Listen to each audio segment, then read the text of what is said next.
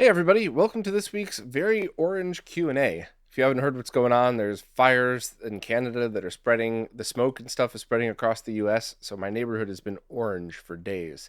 It's weird. And this is right after I had one of the worst pollen seasons I've ever seen, where you could go outside during the day and if the light was at the right angle, you could actually just see clouds of pollen in the air.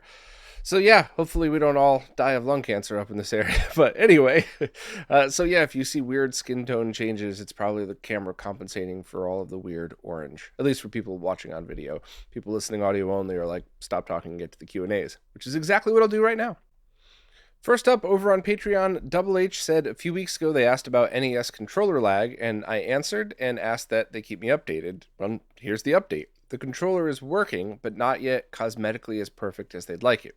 The reason they made the controller is they wanted to try to make an NES controller with Cherry MX switches. This controller does use those for the buttons, and they also changed out the cable for a USB cable. However, there are not USB chips. They're just using the USB connector, but making their own wiring standard for it.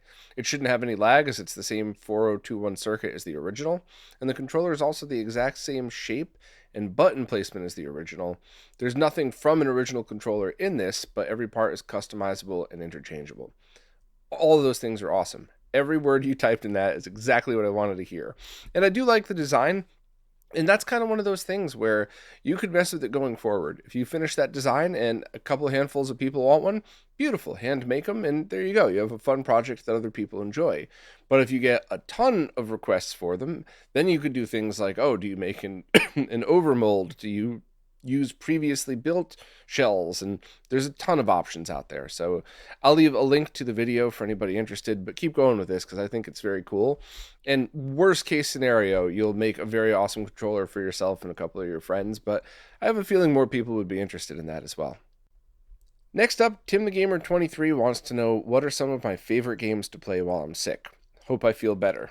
Well, thanks, Tim. I'm probably going to have a cough for the next couple of weeks because that's just always how it is with me. If you go back through all the roundups, every couple of years I'll get sick like this and then the cough will linger for like a month. But speaking of which, but otherwise I do feel much better. Thank you. But I don't actually play games when I'm sick.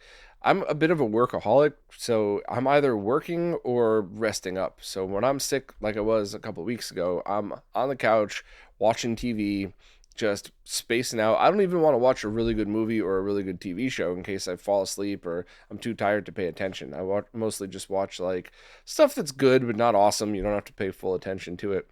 And then I kind of rest up. And then whenever I get some energy, I go just work as hard as I can until I basically pass out again. So, usually it's a couple hours worth of work and then go lay back down on the couch and just try to keep the bare minimum stuff done. So yeah, no, it's a lame ass answer, but it's the honest truth. I just, when I'm sick, I don't really want to do anything. I just get done what I feel like I have to get done, which is probably still more than I should, but it is what it is. Next up, Steve Wells says, thanks for keeping it real, and in the unlikely case you're ever in New Zealand, I'll buy you a beer. I would freaking love to visit New Zealand. I've always wanted to go there in Australia, and it's one of those annoying things because I have so many friends in Australia, and a really good friend of mine is from Canberra. So it's one of those things where I probably should have already gone. I just never made it happen. So hopefully I will try to figure that out in the next couple of years. But I would love to do a tour of Australia and New Zealand and then, then just fly home and go back and just do it again. I would love to just go back to traveling. I had a job I basically grew up never going anywhere. I went to Florida once on a plane, and then I drove to Massachusetts once, and then that was it. That was the only places I ever went until my mid-20s when I got this job, and 2 weeks later they were like, all right, get a passport, and then I traveled all around the planet, and I loved it so much, and I wish I could do that again. I just, time and budget, I guess, right? But yeah, I would absolutely love to go to New Zealand. So I will, excuse me, I'd obviously let everybody know if I ever do anything like that because I want to get all the suggestions of cool places to hang out, bars to go to, stuff to eat and drink. But yeah, thanks very much, Steve. And yeah, I'd rather have people mad at me for being honest than try to put on a persona that people get mad at. Not everybody's going to like me, and that's totally fine, but I'd rather have people not like me for me, if that makes sense. So I'm going to try to keep it as positive as possible, but always tell the truth, whether it's positive or not. Renaissance 2K wants to know what's a safe easy way to combine two audio signals over stereo RCA without a dramatic dip in audio quality or volume. So this is the scenario that you want to start with Y cables. Now, Steve from HD Retrovision and I proved out a couple years ago, and I'll leave a link in the description, how this is absolutely not something that could kill your equipment. Now, yes, of course, anytime you're using anything analog with some cables in it, you could introduce noise, signal interference, you could drop the volume. If you're using unshielded Y cables, yeah, there's a lot of stuff that can go wrong, but nothing that's going to kill your equipment. And the price of Y cables is like dollars. I'll leave the links to the last ones that I bought just in case you want to try those. And they seemed to perform fine, although I don't think, I can't remember if I ran those through MD4A testing, but we're talking about a couple of dollars here. So start with a Y cable and split it that way and see what happens. Is the drop in audio too much? Is there a hum that's not there when it's plugged in directly? If so, you got two crappy cables that you're going to leave in your toolbox in case you ever need to run an experiment. That would definitely be how you're going to want to start with it, just because of cost and convenience. And then if there's no other, if that doesn't work, or if there's something that is causing an issue, then you could do a powered audio amplifier where it's probably something like a digital audio input, and then it amplifies it, and then you can have multiple outputs. But I honestly don't think you would need that. I really think you should just try with a basic Y cable. And just once again, I know I'm so annoying when I say this, never ever use Y cables or Y signals on video at all, period. Yes, there's a few fringe use cases, but unless you're an expert that knows what you're doing, you're just going to end up killing some equipment. But it's always safe on audio. Might not be the best quality, you have to find out for yourself, but this includes taking one audio source and splitting it to two sets of speakers or two inputs on your crosspoint. And it also includes things like combining left and right audio into mono. Both of those are completely safe from a voltage safety point of view, and then you just got to kind of test the performance yourself. Eli wanted to chime in on the discussion from last week about what I would recommend as a device to emulate from the oldest video game consoles all the way up to GameCube and Dreamcast. And Eli would be supportive of a device that outputs 240p for direct CRT connection, and hence not an Xbox Series or an NVIDIA Shield.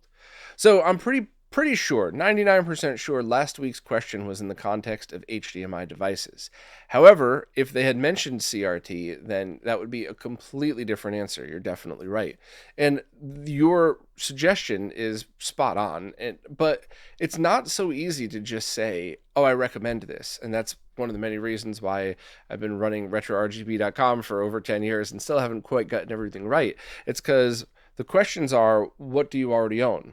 What are you looking to accomplish? What CRT will you be using in 240p? Is it a consumer CRT with only RF or composite? Is it a PC VGA monitor? What are we working with? An HD CRT?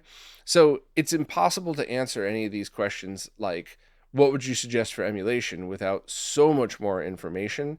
And I'd love to be able to do some kind of chart or something on RetroRGB to help people walk through those steps, but there's never an easy answer without context. It's always got to be, here's my equipment, here's what I already own, here's what I'm definitely buying. Or if the answer is, I have no idea where to start, then that's a whole other conversation altogether. So yeah, it does get pretty complicated, but you're definitely right, Eli. If there was a question that said, hey, I have a consumer CRT, it's just got composite inputs, I already have a Wii, how could I start emulating this stuff? Soft mod it, load up some emulators, start from there. If you love it, there's a million other options. If that's all you needed for your fix, then cool, you didn't spend any money, you just spent a little bit of time. Next up, Mr. Morrow has a PC that they're only using to play games, particularly arcade and 2D games. They know FGCOS, Fighting Game Community Optimized System Package, is coming, but they already reinstalled Windows. Do I have a guide for basically turning everything off that they don't need so that they could squeeze every last bit of performance from their PC and get the lowest latency possible? They'll be running emulators and a lot of games on Steam. Would also love to know if I had a preferred front end as well. So there's a couple of answers to this. First, FGCOS is really taking ideas that have been floating around the community for a while and stringing them all together in a way that is just kind of like an easy one install type of package that people could use. You don't have to reinstall Windows, but it certainly helps, or having a secondary boot drive. And while there's certainly other stuff out there that's great, I really think that's going to be a game changer. And it's open source and all that other stuff. There's no paywall or any of that. There's some weird rumors going around that there's a paywall for it. There's never been. It's so weird. But anyway, so you could kind of Google around and search for some of those existing optimizing packages that take your Windows install and strip it down. And those will be a really good idea. Those will definitely work. I have nothing bad to say about any of those. It's just that FGCOS is kind of like doing what I do, in that taking information from absolutely everywhere, retesting it all, and then seeing how to smash it all together to make everything even better than just one perspective on things. I hope I'm explaining that right, but it's all a positive thing, and it's all open source, and there's no thievery. This is all just good things. But it's not open for public beta yet. Now, if you are an IT person with deep Windows knowledge, let me know, DM me, and I could get you in touch with the team, and maybe you could help test and even implement stuff. But if your IT knowledge is intermediate to beginner or non-existent, then I would just kind of wait and just Google around and find some existing things. I do want to mention that I'm specifically sticking with Windows because you mentioned Steam. And I know a lot of games don't run right on Linux. Otherwise, I would say try a Linux distro, try Groovy Arcade or something. But if you're doing a mix of emulators and modern, that might not work for you.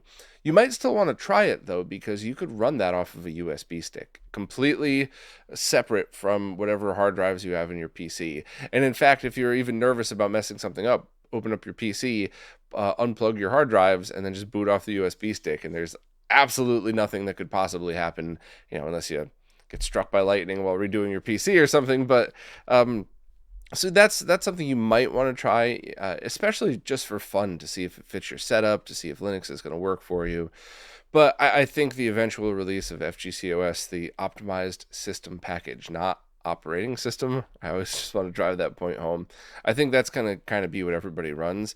But how extreme you install it, you might want to do exactly what you did, Mr. Morrow, and either redo your drive or clone it to another drive, reinstall on that one, and then just have a dual boot situation going.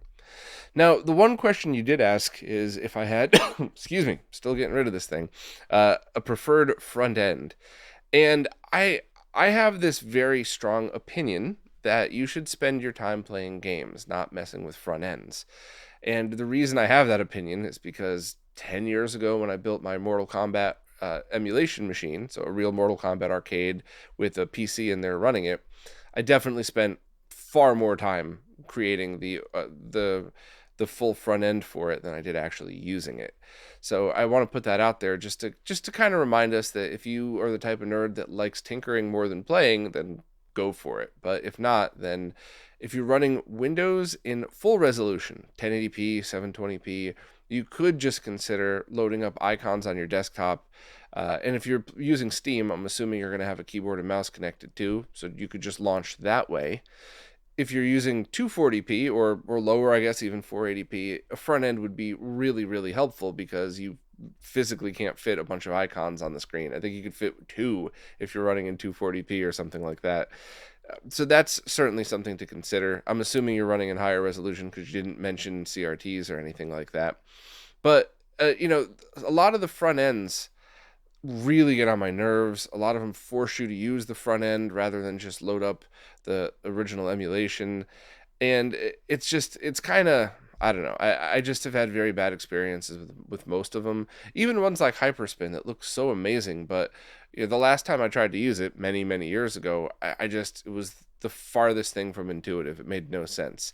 I have been digging Recalbox, though, which should be able to run on everything, Windows, Linux, Raspberry Pi, whatever. And that is, emulation station based, and it is kind of a front end like the rest, where it just launches other cores, if you will. But they've been doing a good job, and the team behind it genuinely cares and takes feedback, and they're trying their best to make it work without having to, rewrite all of the code for all of the emulation underneath. So that's probably one that I would suggest giving a try if you wanted to do a front end. But there's still a lot there's still a lot going on involved in that. So if your emulators that you use can all be launched individually, unless you're looking for an arcade look and feel, you might want to just point and click and load up each one individually until you've kind of decided what the final form of this PC is going to be.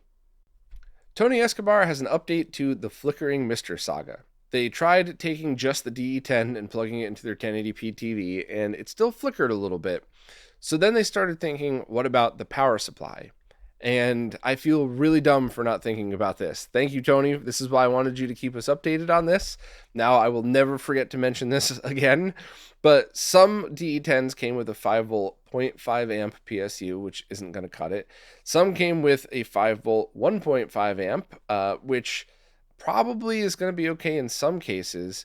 However, I've definitely had problems with that PSU. And in fact, I had a self-powered hard drive, so powered by the USB port, just a laptop, 2.25 inch, 5200 RPM hard drive that kept crashing when powered from the Mister. And then as soon as I swapped out my power supply for a Triad, everything went absolutely perfect, and I've never had problems since. So Tony's going to replace the power supply next, and then kind of go piece by piece after that. They also swapped the micro SD cards, and it follows the hardware, not the software, which is what I thought, but I just figured that was such an easy thing to test. Glad you did that. So I think that you're on the right track now. Get a good power supply for it. I'll leave a link to the Triad that I use just for anybody interested. So use it and then do the same thing as before. Try just the DE10, then add in, then add in the RAM stick and try a different core, then add the USB hub, or if you have to add the USB hub first, that's fine. But you get the point. Just try it piece by piece. But that could very well explain a whole lot. So now I'm really, really interested to see how this persists. But yeah, I feel really dumb. I apologize, Tony. I should have thought of power supply right after the HDMI cable. So thank you for keeping us updated on this. Brent Optional recently purchased one of those Gamescare component video switches, the ones that use two 3.5mm jacks that break out audio and YPbPr component video. And they had some issues with it. When they first started using it, they lined it up to the same color plugs that I had shown in my review, and their PS2 gave them a dark image on some occasions and a green tinted image with no other colors on another, and their Wii gave them full video and audio for about 3 seconds before the RetroTank got a no signal error. So then they swapped the cables and everything started working. So I have a guess as to what happened. Now, without seeing pictures of your unit, that sounded dirty, but without seeing pictures of your Switch, and without being there to test it myself, here is my guess as to what happened. My guess is that Gamescare, if this happened exactly as described and I'm not misunderstanding what you wrote, my guess is that Gamescare probably went to order the exact same 3.5mm jacks, but there was a part shortage related issue. So rather than have two jacks of the same color, which would kind of make it a little bit trickier to figure out which is which, they probably just reversed them. Or maybe they accidentally ordered it by accident, and that's why you were saying, oh, I'm going to plug video into green and audio into black. However, I'm looking at the picture right now from my review, and it is definitely green is YPbPr, and the reason I'm so confident in that is because green has 3 leads plus ground, and black has 2 leads plus ground. So my guess is that when you plugged it into the one with only 2 leads, you were able to get Y and PB, and that gave some image, but not the complete component video image, which is why the RetroTank dropped signal, why there were color and brightness and tint issues and stuff like that. And then when you swapped them, then it was you got all of the channels through. Very interesting that it worked when swapped that way. I'm sure some of the chips and filtering weren't really supposed to go through the reverse inputs. So, luckily everything's still working on your end. But what I would absolutely do is take a very close look at those jacks, which is easy because it's a plexi top, and count the little notches on there. So I'm looking at the picture for my review now. The green 3.5mm input, if you're looking on the top, has 3 metal pads that are exposed, which match up with the 3 pads that are surface mount soldered to the motherboard. And on the right side is 1 single ground that's all the way up at the top. And on the audio jack, It's not as noticeable, but you can see the two leads kind of really close to where the input is, and then the sides of that would be ground. So it actually looks like there would be four inputs on the audio, but what you're actually seeing is two ground, two signal channels, and you're just seeing that exposed in multiple places. So double check that. If that's the case, then that's the answer. But that was an interesting one because you definitely had me scratching my head when you first mentioned that. But my guess is that's what that was. But please let me know because I'm kind of interested to see what happened with it. Oliver Clare is looking to take the audio output from a G-SCART switch and from an Extron crosspoint and route that through a digital to analog converter with XLR inputs. So this should be totally doable because you're not talking about changing the signal, you're just talking about changing the connector at the end of that signal. And then, of course, the ADC does the signal conversion. So what you could probably do is either get a whole bunch of different converter cables, or you could make your own or half make your own, which is probably what I would end up doing. So the solution that I think would be easiest is to find yourself some XLR to quarter-inch cables. If they have XLR to RCA, cool, but the quarter-inch cables, you should be able to unscrew the ends and then kind of snip that off, and now you have the exposed end. So you probably have a good quality molded XLR end to it, and on the other side, you could then wire that directly into Phoenix connectors for the Extron crosspoint, which would be pretty easy. And then on the SCART side of things, I would take one of your SCART outputs, maybe something that you're sending just video out of, and grab audio there. So get one of those SCART to BNC cables. You send the BNC side to your RGB monitor or something, and those will break the audio out into two RCA connectors. And you could then just get XLR to RCA, or you could do the same thing that I just said, but cut the quarter-inch off and add RCA connectors to those. And that should be it. That should be just about anything that you would need in order to do that. And if you're not using the other input of the G-SCART, you could just get yourself a basic SCART dongle that breaks out audio to right and left channels. But I would probably get more of a breakout cable just so you could always have access to that second output should you ever need it.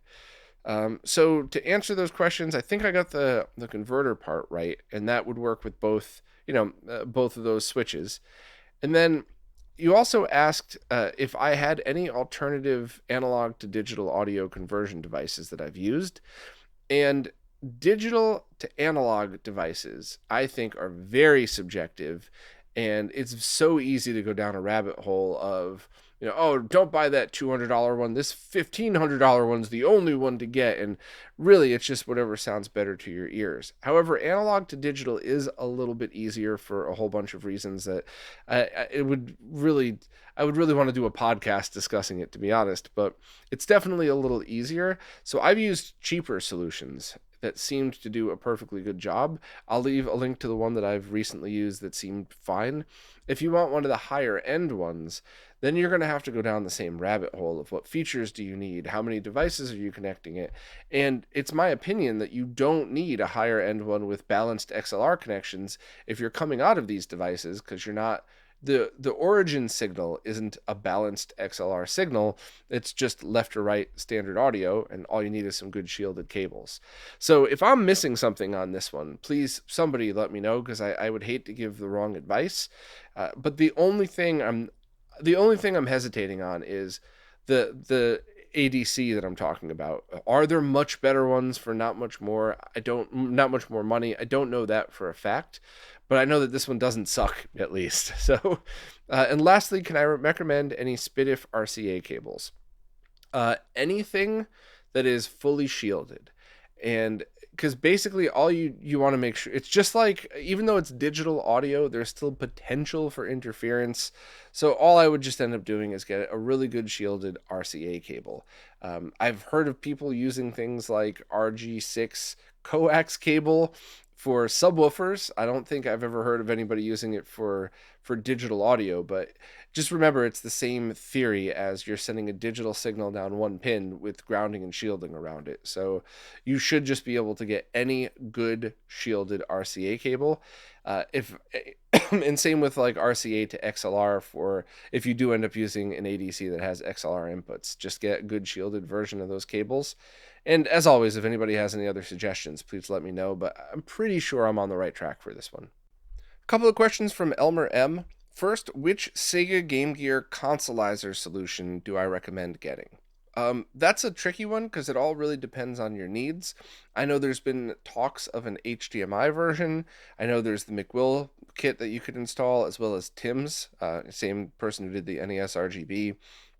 So I think you should really decide what your output and what your target display is going to be first. If it's CRTs, Tim's can do composite, S video, and RGB in the original resolution. So you're playing on a CRT with a black border around it. So that would definitely be what you would probably want to use. McWill's could also line double to 480p. So if you're using a PC VGA monitor, that's going to be the one that you would definitely want to use. If you're using a scaler, I don't know. I think I would kind of decide which fits your needs the best. Maybe Tim's, because you could also just use a 3.5 millimeter jack, a 3-position jack, like the ones we were just talking about with the Switch. So you could get, you could try to get red, green, and blue out of that, plus maybe add a different line for sync. Like you could do it in a way. I guess I'm trying to say you could do it in a way where you don't have to cut big holes in your Game Gear unless that's what you want. There are some pretty good aftermarket shells for it. So if your case is in great condition, buy one of those aftermarkets and Swiss cheese it up. Just cut a bunch of holes in it. That's fine. Or if yours is all beat up anyway, I guess that's cool. But I just trying to throw out different options and different perspectives, even if they completely don't apply to you. And I haven't really heard what the latest status on that HDMI version was. I don't think it's released. I think it's in beta, but or private beta. The creator's still making it, but that's something that's pretty interesting. And of course, there's always the Mr. FPGA solution. You could always get an analog, excuse me, analog product and their cartridge adapters and stuff like that. So just always putting out alternatives. But for me personally, I would probably use Tim's if I were going to a CRT, just because I would have the choice of all of the outputs. Also, next question. They're shopping around for AVRs. Would I happen to know which ones work best with RetroTink products? Well, I think you should back up for a moment and start out with which ones don't add any latency. So there are ones like my NAD amp, which I still love, and I don't think there's an affiliate link. If there is, you better believe I'm going to put one in here, but I honestly don't think there is one. So I'm saying this out of 100% nothing but experience. The only thing that's annoying is you probably should be using an HDMI splitter on the outside unless your display is really close. But I love the way it sounds with analog audio. It has an analog bypass mode that just sounds so wonderful with vinyl, cassette, original consoles. I mean, it's just, I really, really like the sound. It's, expensive. It's expensive for normal people. When you talk to audiophiles, they'll probably scoff at it like, "Oh, it's only $1,200." But I wouldn't buy a stand to put my AVR on for less than 3,000. So, in real people talk, it's going to be expensive. But I really love it. It does Dolby Atmos, and the HDMI ports are basically pass through. So there is no processing done. There's no amplifier chip, which means there is zero chance of latency being added. But it also means if you have a 6-foot cable going from your device to that, and then a 10-foot cable going to your display, you're going to need another powered device between that, or you're going to get the weird issues that I had. Other than that one, which I really have been liking, there are obviously other good AVRs out there. I just wanted to talk about the one I have a lot of experience with. From that point on, any AVR that does not process the image in any way that would allow for whatever other features you would like is a win. Most AVRs that do not advertise upscaling on their ports or any kind of changing of the video signal will just essentially have an HDMI switch built in and will be exactly what you need. Maybe it'll be a pass-through like this where if you have long cables you might still need a splitter or something, but that's fine. I think the most important thing is just that don't get an AVR that will say something like, scales all of your media to 4K 60 or 4K 24. That's when you're going to add a ton of latency. And just like with flat panels, any AVR that has analog inputs, do not use for gaming. They add a ton of lag because they were really only designed for consoles. Also, a little side note, if you ever see people reviewing AVRs and they think it's a good idea to plug your consoles into those, don't trust anything they say at all, because they obviously have no clue what they're talking about. I've run into a few of those and it drove me nuts. Like, how do you have so many subscribers and give so much advice to people that's probably all wrong? But my little rant aside, it's not so much about the AVR, it's only about the HDMI processing.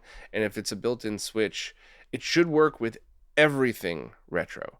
Now, just to back up one more time, the RetroTink 5X in triple buffer mode is compatible with everything. It's only in the lowest latency mode, or if you're using the open source scan converter or some other stuff where you might run into issues. But generally speaking, if it's not processing the image, it's only switching between them, you should be totally fine.